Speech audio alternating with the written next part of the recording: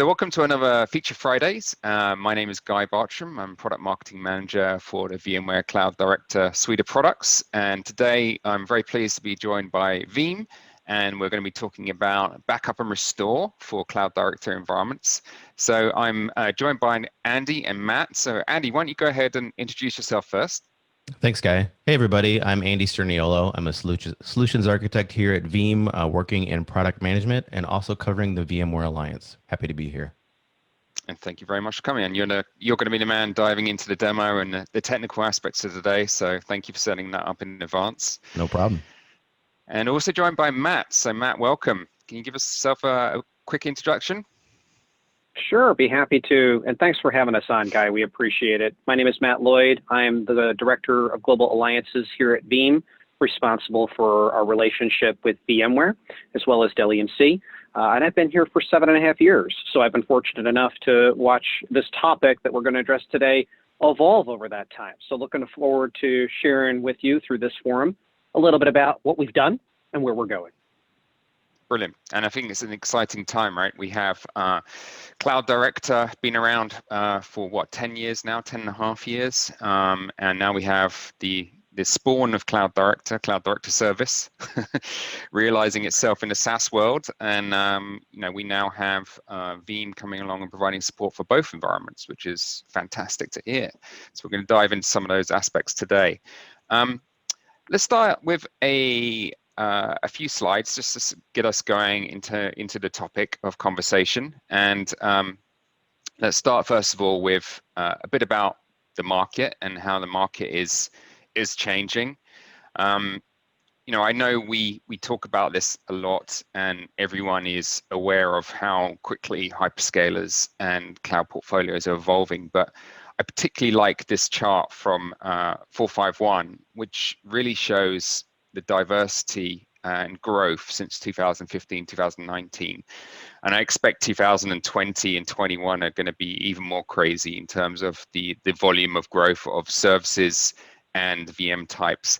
And it's quite interesting seeing VM types grow. I guess 2015, it was quite highly prescriptive in terms of the offerings that were out there, t-shirt sized, which didn't fit everyone. And obviously now there is a proliferation of different sized VMs. And this is, I guess, one of the areas which is good in one way. They're addressing the customer who, doesn't necessarily have or has a certain size in mind that, now can be fulfilled by these huge selection of VM types.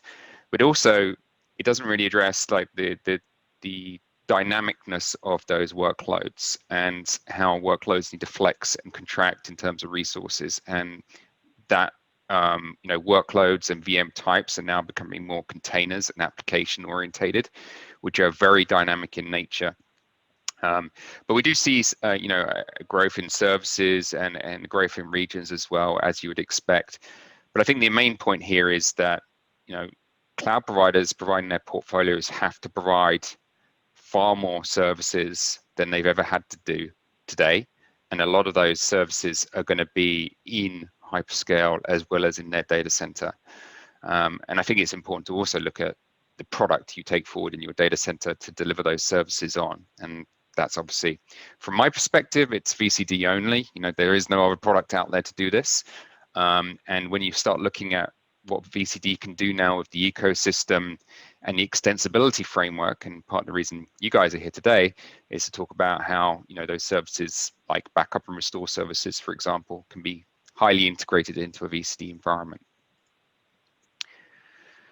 So next slide. Matt, this is data from Veeam. Do you want to just quickly cover this data?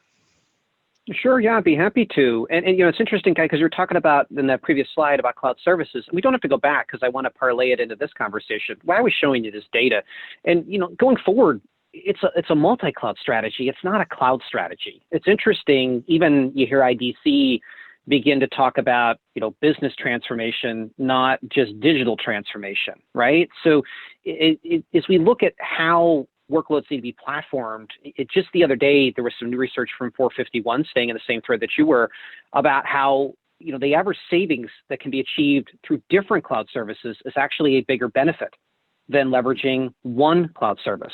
The numbers were 35% savings over using one cloud service as opposed to 12% on average for using a singular cloud service. So there is going to be an appetite out there, as you mentioned, for particular benefits with different cloud services.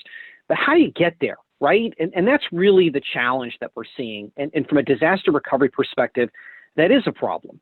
So as we look at how we shift in that journey, we're seeing 78% of businesses state digital transformation is the main reason to adopt cloud infrastructure and services.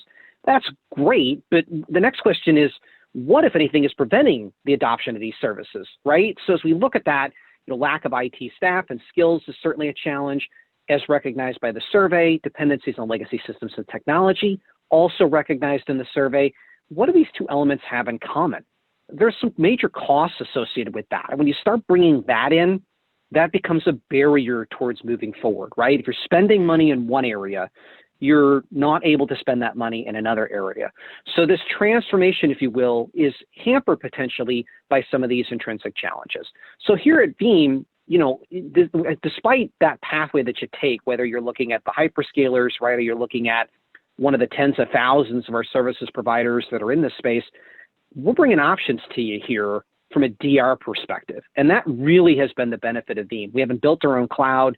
We haven't necessarily, invested with a particular set of cloud and service provider partners. We're investing in making these ecosystem open so that you can make these decisions that are right for your business.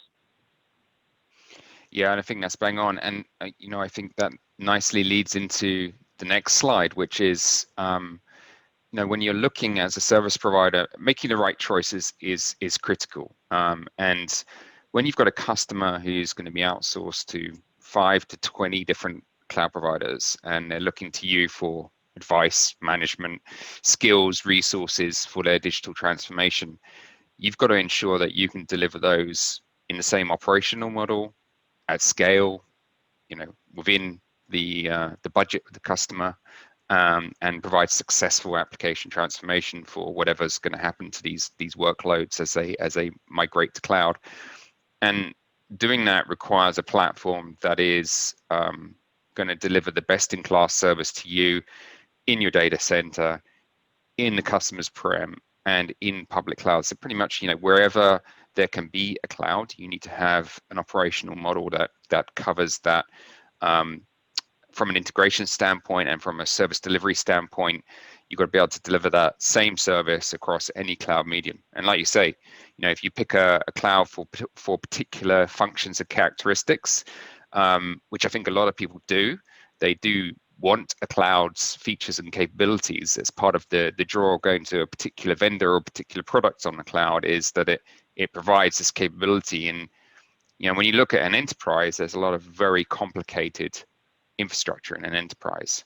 So when you're looking for an enterprise to move to cloud, well, it kind of makes sense that there still has to be a fair level of complexity that the cloud can handle. And people are going to move to those clouds.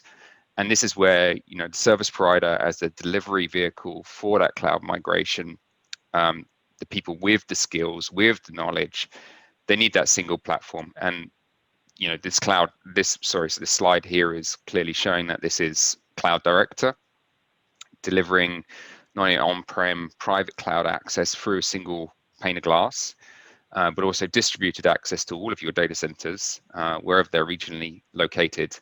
And now into Cloud Director Service, which is delivering today in VMware Cloud and AWS, but very soon in Q1 of, first half of this year, 2021, is going to deliver into Azure VMware solutions as well, and other hyperscaler environments. So you'll be having that same pane of glass, that same operational model, and delivering services to your customers.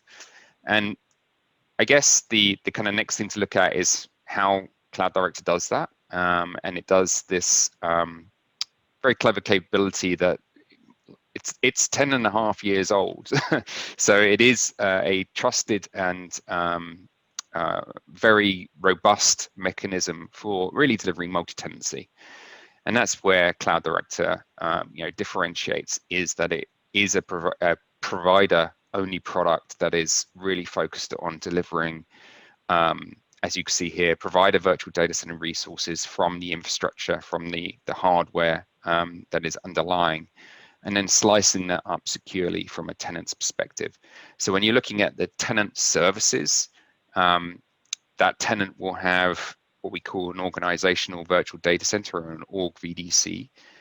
And within that, they'll have their VApps, which are groups or collections of networking and VMs orchestrated together with edge resources. It's like a mini network in themselves, and catalogs of services that they can utilize.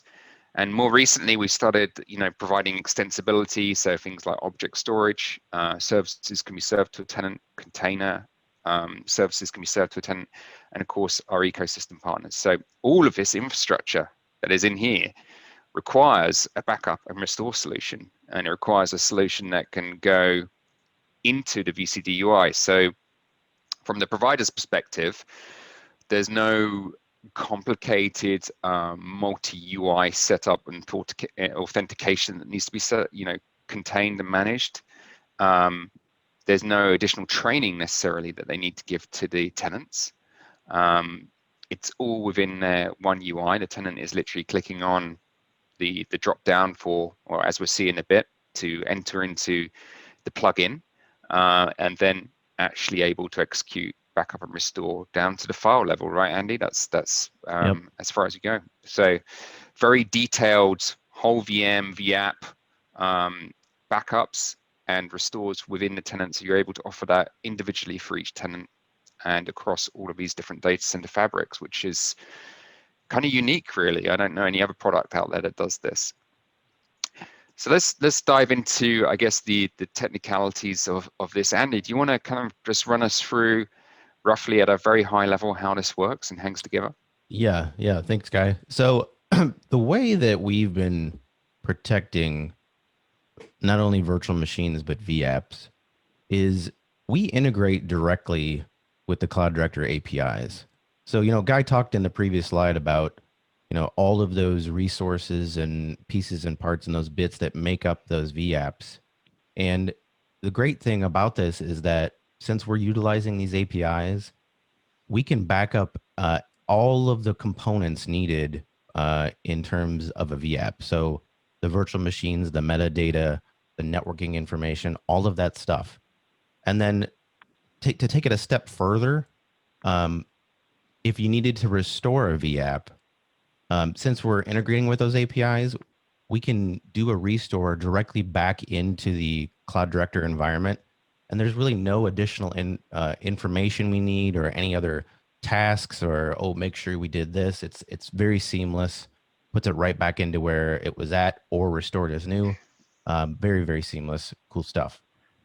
So I don't know of another product that does that, but you'll see here in a minute as we talk about some more of the architectural stuff and dive in more into a demo of just how easy that is. Yeah, I think that's key, right? The metadata is, Cloud Director uses metadata a lot. Right.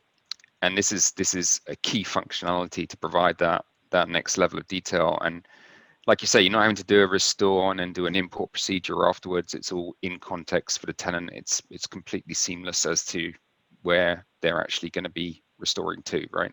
Yeah, and you mentioned about offering those capabilities into a customer's tenant portal.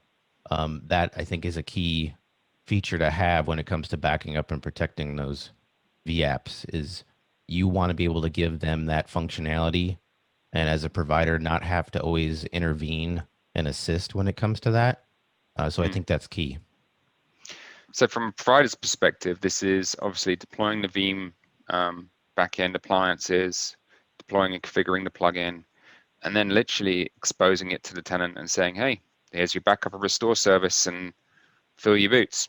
Right, exactly. Sure. And we'll show this a little bit later on, but there are some options that you can do. So depending on how you want to provide this to your customer, you can give them full go, no holds on anything they want to do when it comes to backup and restore, or you can get down to more of a granular level where you can set particular policies or settings in place. But we can get to that.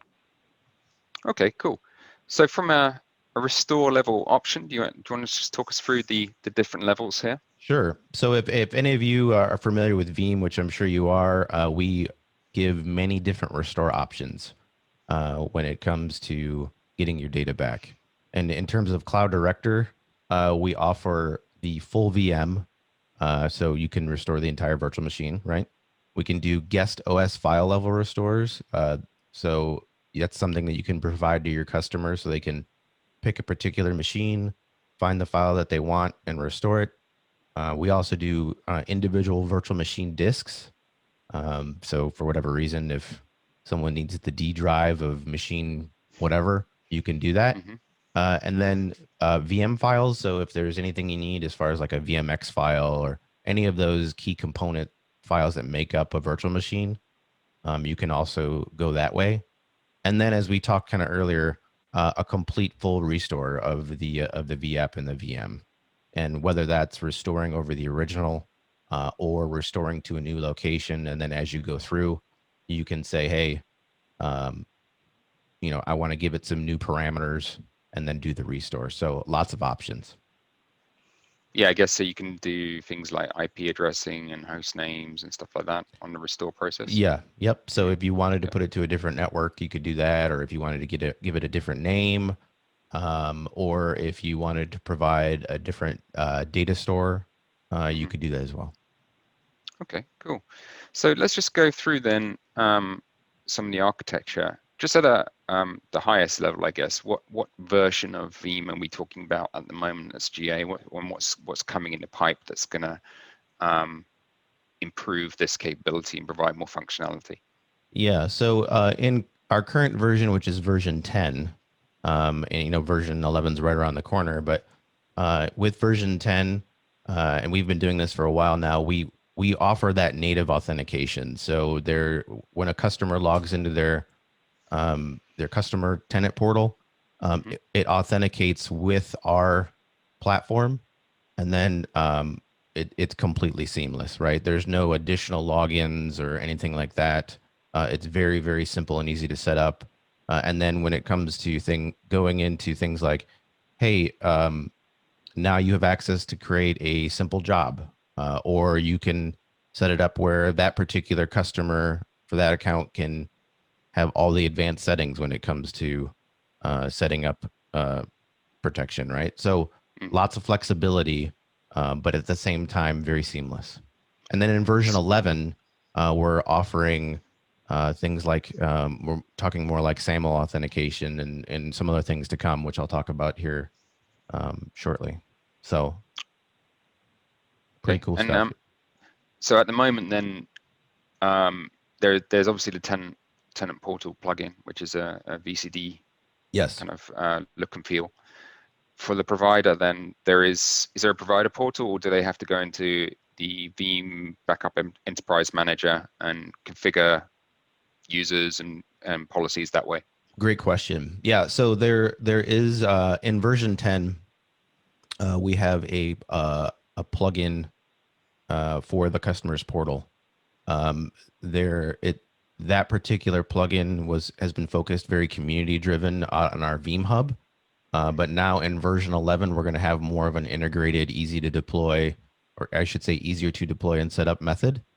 And from a provider's perspective, they can still stay within their means of the provider portal, right? They could still have those options that I talked about of like setting policies and things still from the provider portal, which we'll talk about.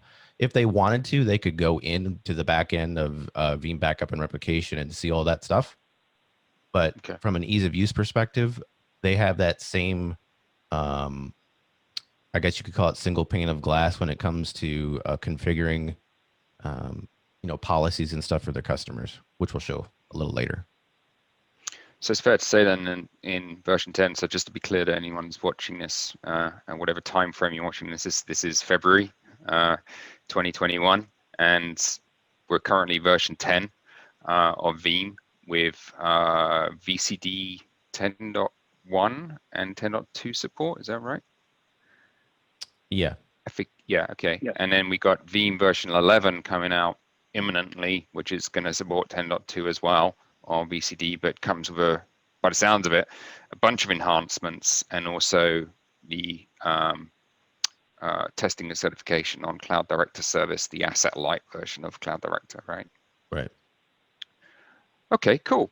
So is there anything else to kind of talk on this slide here, or should we dive into the demo? I think we can move on at this point. Okay, all right. So I'll stop sharing, and if you can then bring up your demo, that'd be Sure great. thing. Sure. And while Andy's pulling it up, just, some of you may be familiar with some of these capabilities, and it's because we've done this for a while. I mean, Veeam has been working with VMware around the Cloud Director APIs for quite some time, since our version 7. So, Andy was just telling you, what 11 brings in terms of new features and functionality, and Guy was kind of guiding us through that. But I think it's important to know, Guy, this is not new. We've been doing this since 2013. And some of these features that we're sharing here that are new features in our upcoming version 11 are the results of input from the service provider community. So, certainly you may be looking at this Feature Friday presentation and saying, I have been asking for this, and here it comes. We have been very open to the community here and making sure we're listening, because we do recognize that time and money, that budget element is a restrictive element for whether you're a services provider or a customer, right? Giving you that ease of use, giving that flexibility is important. So Andy, it looks like we're ready to go. Yeah. I just want to comment one other thing there, Matt, and I think you touched on a good point there. It's the cadence of delivery and keeping up with VCD versions, right? I mean, we're our own worst enemy when it comes to kind of delivering new functionality. Means a new release, means API deprecation. It means challenges to service providers that are got an environment with multiple different integrations going on. And one thing that you guys have been very focused on is keeping relevant, keeping up to date with the feature releases that we've got, and that that tight interlock and delivery of a cadence of plugin and Veeam capabilities at the back end is really good, because it just takes that pressure off the service provider, and you're doing a lot of the hard lifting for them here. And the strategic partnership that we've had, has flourished over the years, right? I mean, we've been partners since 2009, 2010. I think we were recognized as best in show back in 2010, so we'll get in the Wayback Machine for a minute. But that partnership has continued to grow, and we through that open communication, we've worked with folks like you and some great folks on the VMware side to help us stay up to date on that cadence, so that we can effectively plan around our release cycle to bring features like these to market. So that that truly does. We're thrilled to be recognized as a strategic partner with VMware, and we certainly don't take that for granted at all. We want to make sure we continue to innovate on top of the platform, so that for the benefit of the community, you can deliver services like this. Yeah, absolutely. Okay, Andy, over to you. All right. So just for the record, we are running on Cloud Director services here. So this is the the new offering that you guys have. So that's pretty cool. So we're just going to jump right into it here. Okay, so this is what a customer would see logging into their tenant portal. So Andy, before you go there, just out. So this is CDS. This is Cloud Director Service. So this is running in VMware Cloud and AWS. It is. Can you take me through the footprint? Are you running in the management domain? Are you running in the tenant domain? Is there appliance deployments, agents deployment? What does that look like from a perspective?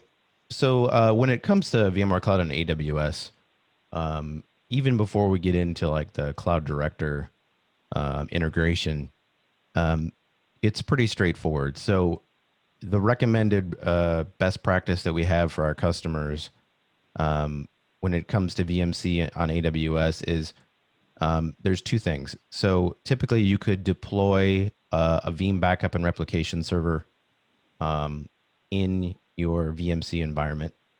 And then you would set up an EC2 instance backed by like an EBS volume over in AWS.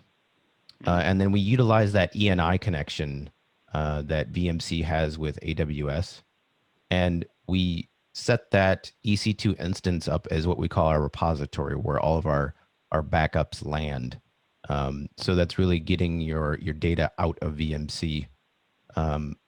That's one of the ways. The other way is that you could even deploy Veeam backup and replication over in AWS, and then deploy what we call our proxies, which is like our data movers that do all the heavy lifting. You could deploy the proxies in VMC, and go from there. It's pretty straightforward. We have a great knowledge base article as well as some best practices on our website. We can give that information out.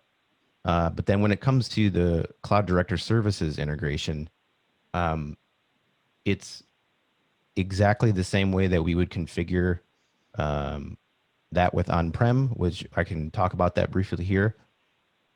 So whether it's on-prem or the Cloud Director Services, in Veeam Backup and Replication, we would add the Cloud Director instance to our managed servers section, right? And then at that point, you would go through a wizard, enter your credentials, connect to the provider VDC, and you're good to go, right? And then when it comes to, okay, that's up and running in VMC and AWS, and we have the integration with Cloud Director Services, but like, how do we take that to a next step now where what I'm about to show you? So in version 11, we now offer a native Cloud Director plugin, and it's pretty easy to set up and install. If you want, I can go through that. We've done on Feature Fridays on deploying the extension plugins. That's okay. Okay, perfect. Yeah. Well, let's fast forward through that then and say we have it all ready to go. And this is where we're at. Like I said, go ahead. So just to rewind. So you basically, what this is enabling in a nutshell is to use the existing ENI connection between the provider environment in VMC on AWS and native AWS, which from a VMC standpoint, there's no egress charges on that. So that's a pretty useful thing to do. You don't want to go out via the internet and back in. Right. And then you're able to use cheaper storage than the limited storage you've got in VMC on the vSAN SD solid state drives. Correct. Yeah. It doesn't make much sense. Well, two things. Like one, like you said, it's much cheaper to put your backups on the AWS side, and then in terms of protecting those workloads, we kind of want to get that data away from there, right? Doesn't make sense to really back up your workloads and then land them in the same spot where something could go wrong. So that ENI connection is great, like you said. So that's the reason why we tend to recommend customers to use cheaper storage in AWS. And this is just a part of because I know you guys released AWS kind of support and service for providers fairly recently, like 6 months, a year ago, maybe. If I'm not mistaken, it could be longer. But that's just a part of the normal package that you guys have, and you're basically now, hey, look, let's just use the plugin and we'll connect through on the existing ENI, and boom. Yeah, it's the same executable that we've used for Veeam on-prem or in VMC and AWS. What you were talking about is the Veeam backup for AWS. That's a separate product for now. But yeah, when it comes to VMC and AWS, it's the same executable that we use either on-prem or any of our other supported cloud providers. So. Yeah, that's a great point, Guy. If I can just jump in there, that is the same license, right? So we're not adding anything else onto this. We're not requiring you to acquire additional licensing. This is backup replication. There is no special under the covers element here for VMware Cloud and AWS. As Andy said, it's the same executable, or for these capabilities, right? For integration with Cloud Director, through the API, for CDS, where this is Veeam. And now if you're looking to do some other things natively in AWS, and we just launched for GCP, similar capabilities, and we've had Azure for a while, those products are there for you. And through some of our licensing constructs, those are pretty easy to acquire. But for this, you're talking about backup replication. Okay, so it's backup replication on AWS with a VCD plugin that you're deploying in the provider environment and some data mover proxies perhaps within the production environment in VMC. Right. Okay, cool. That makes absolute sense. All right. So and those proxies, just before you jump into that, Andy, those proxies, you know, we've got some flexible architecture there. I know for those of you who have leveraged other DR constructs in the past, there are requirements, sizing, all of some stuff. We've got some basic guidance on how to go, you know, how to create a proxy. And from there, you scale up, scale out, right? Depending upon what you're looking to do. So that flexibility in architecture as well is very helpful depending upon the workloads that you're leveraging. It really helps our service provider community deliver different types of services for different applications. And Guy pointed out earlier in the presentation that this was, you know, something to consider, right? That you know, I don't want to call it boutique-y, but that unique level of service that you can provide is an asset. We want to enable that. Yeah, for sure, for sure. Okay. Well, let's you can finally dive into it. Yeah, that's fine. It's good to get those points out for sure. Yeah. So like we talked about, so this is what a customer would see logging into their tenant portal, right? So it's all of the normal Cloud Director menus. Here's our customer VDC. We have a couple of VApps in here with some virtual machines.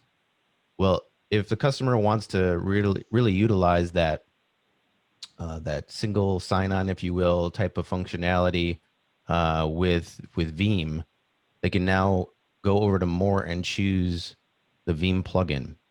And what this is going to do is this is authenticating back to the Veeam side, and it's going to pull up some really good information and configuration when it comes to their job. So we're just going to jump right into this. So the first thing that you're going to see, and now if you look up at the top here, we're still in the Cloud Director tenant portal. We haven't left, right? So I can go to anything and I'm there. So this dashboard is great. It gives you a general overview of what VApps and VMs are protected, what type of jobs you have, how you're doing when it comes to if you have a storage quota, right? So you could see I have 100 gigs here that I've been designated. And then just like a last 24 hours type of look of where we're at. So pretty straightforward, right? It's just a nice high level overview of everything. But if we, quick question for you. You got the throughput and megabytes per second there. Is that level of information available for metering purposes as well? When it comes to what exactly? Well, if you wanted to charge the customer for bandwidth consumption, for example. Sure. Okay. Yeah, I mean, you can break it down by tenant, right? That's what I'm trying to get to. Yep. Okay. Yep. So the next tab is our jobs tab. So I have a backup job already, and as I go through this, if those of you watching have seen or know anything about Veeam, this will look all too familiar for you. So I can go in and edit this job, and we have a job name, a repository that I have set up, how long I want the backups as far as retention policies go. I can select the virtual machine. So in this case, I have the VApp, a VApp for test machine 1 VApp, right? I could add more in here if I wanted to. I can even drill down into guest processing. So with not only in Cloud Director, but even just normal virtual machines, we do application-aware processing. So that's where we can actually connect at an OS level of the virtual machine. And when it comes to applications like SQL, SharePoint, Oracle, things like that, we're able to back that up and restore at a application level. It's a very, very good point, actually, because that's where a lot of the service providers are seeing, you know, a big traction. Database as a service is huge. And when you got a vSphere platform to run your database on, you've got a pretty much a Rolls-Royce engine for your database. Right. But all of these ancillary services around it are perfect for, you know, managed services. This is where they make their money. Right. Right. Yep. So and then Go ahead. That's out of the box for you guys, right? Yeah, absolutely. Yep. Okay. So the next thing is here, if you wanted, you could enable guest file indexing. So really what that does, you don't have to use it, but it's an option to help speed up the recovery or query times when it comes to individual file level restores. And then here, if you wanted to, you could just specify those credentials to log into the OS. And then here's your schedule. Pretty straightforward. This looks very familiar to that schedule window that you've seen in Veeam. Nothing new. And then if you wanted to enable email notifications, you could. Yeah, pretty straightforward. And then that's a good point. That's a good point. So yeah, you've got email notifications for the tenant on job success and things like that, because correct. obviously they won't see this in Cloud Director events. Correct. Yep. Yeah. Yep. And then the next tab. Real quick. So if I wanted to, I could create a new job and go through that same exact thing. Pretty straightforward. So the next tab we're going to talk about is the VMs tab. So these are the machines that have already had backups done and are protected. So this particular VM, this test machine 1, you could see I have 8 restore points. And if they were full or incremental, right? We have an option here at the top. If we wanted to, we can restore the entire VM. So if we wanted to overwrite it or keep it. So when we choose keep, it would give us an option where we could choose other parameters. Or we can, same thing with the restoring of the VApp itself. We could delete the restore points if we wanted to, if someone felt like doing that. And then we could also do virtual disks. So like I talked about earlier on that restore slide, this is when if we wanted to restore like a D drive or a C drive to either the same machine or a different machine, we could do that. And then of course history.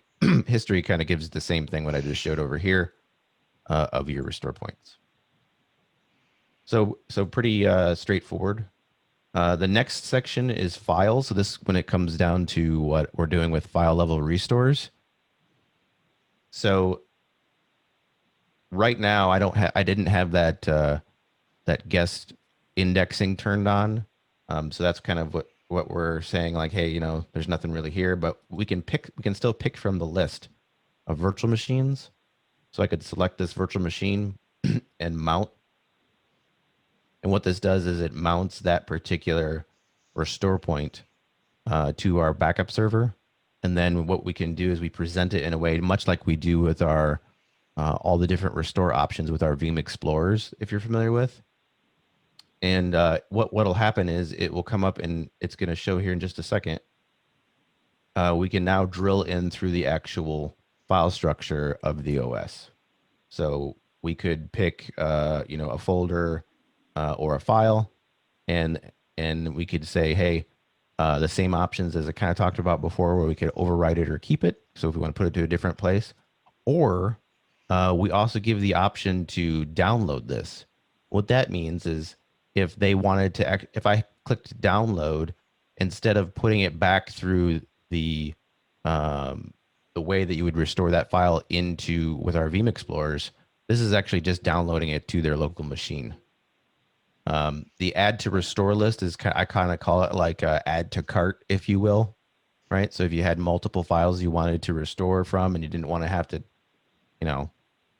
run several different individual file level restore jobs, that's what that is. And of course, you can also look at the history of that as well. And then you talked about, I think you were talking more about like SQL or SharePoint guy a little earlier. In this items tab here, so we'll also be able to do SQL servers. So we can connect to a particular SQL server. We can pick a database and specify our point in time, and then we could restore to an original location, or we could pick an alternative location, and we'd be good to go. And we can do the same thing when it comes to the Oracle side as well. Just so I'm clear, Andy, to do this level of backup and restore to file and individual databases, is there any agent deployment that's necessary? No. No. So when it comes to application aware processing, I can go back here. This guest processing. If Mhm. if we turned this on and did custom, we could say edit. In here, we can choose, um, if it's something with SQL, we can truncate the logs. If there's Oracle, we can go through those options. But no, there's we utilize the VSS and VM tools to connect to Yeah, the machine. right. So there's no like specific like application agent that we have to deploy, right? So this is really, really nice from from that digital transformation message that we were talking about in the beginning, where we're going to see more and more um, apps get spun up in this infrastructure, and we're not necessarily going to be, you know, able to deploy agents and things like that to manage these applications. And this is, I think, one of the, well, two nice differences here is one, you can get down to that file level, which is fantastic within the UI. Right. And two, you're just allowing the tenant to, spin up the infrastructure care and consuming. We're not going to stop you. We're just going to be in the background, so protecting everything that comes online. Exactly. Yep. Yeah. If you think about it, like I've shown you all of this stuff and I have not had to reach out to my provider and say, "Hey, I need this protected," or whatever, right? It's offering that customer that full flexibility. Yeah. So now that we've kind of shown you this from the tenant side, I did want to hop over here real quick and log in from what the provider would see. So this would be the self-service portal options from a provider's perspective. So this is the customer one that I have set up for self-service provider portal, and these are what we can kind of drill down to in a granular level of what we're allowed the customer to do. So this is kind of where I showed, hey, this is our quota of what we used before. That was what in the dashboard what we saw. And then when it comes to scheduling, um, you could use this as an option for your customers as well. If you want to give them full option, allow access to all of their backups, that could be maybe one tier level of service or whatever. But you could also even say, hey, you're only allowed to create daily or monthly jobs, or no, you can't create jobs and you can't schedule things. Like if you don't really want to give them the option to modify or create new backups, but um, you only want to give them the ability to do restores, right? So there's a lot of different options when it comes to policies of and scheduling of those jobs, and then also job priority. So you can allow them to, depending on the backup job that they have for a particular workload, you could set the job priority. So this particular job is far more important uh, Mhm. than say whatever the other job would be. And then other advanced stuff, right? So you could, pretty straightforward. I don't know if I have to read all these, but you can go and do things like you can set your compression level. You can use our CBT driver. Um, you know, if you're going to enable storage snapshots, um, if you want to give them the option to select a particular proxy to do a restore or a backup, lots of different options. But again, the focus is on simplicity when it comes to even on the provider side.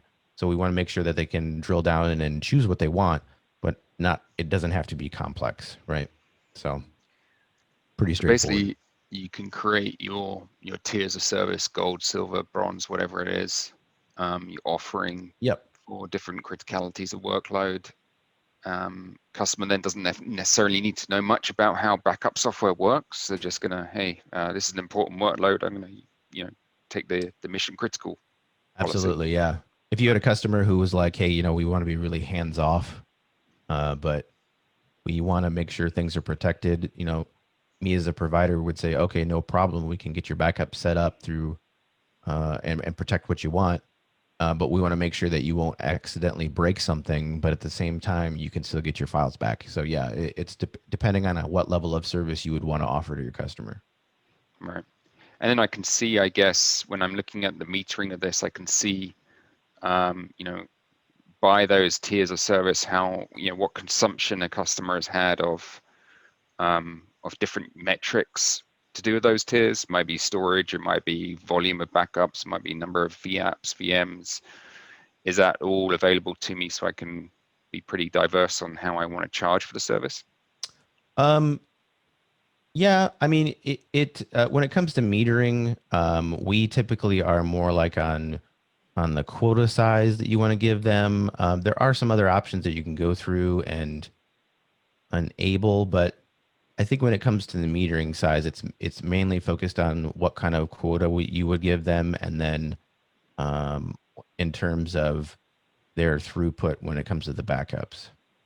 Right. So, but the other thing too is we didn't really talk about is, you know, Cloud Director has their APIs, but we also have our Veeam APIs. So we give the provider options when it comes to customizing and doing, maybe if they have certain integrations that they want to do within their own portal, we give them those options through those APIs. So it's pretty cool stuff.